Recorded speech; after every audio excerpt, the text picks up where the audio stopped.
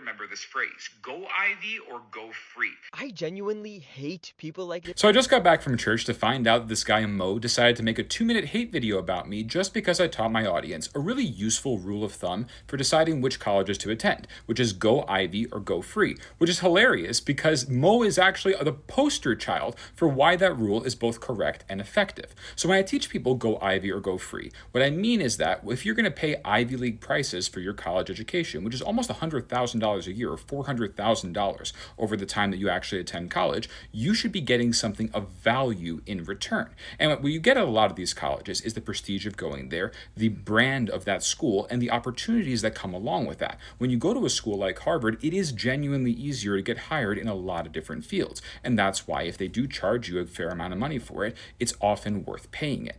On the other hand, there's a lot of schools in the middle that really are not worth going to because they'll charge you the same price as Harvard and you won't get that same brand in return. So in that case, if you can't get into the top schools, what I tell people to do is to go to a school that's the cheapest possible option. Now, in Mo's case, which is really funny about this, is that he started out at a school that had a 90% acceptance rate, which I hope he was not paying too much for, and then decided to transfer to USC, which is a school with a 9% acceptance rate, a very selective, excellent university with a really great brand, and also a $90,000 a year price tag.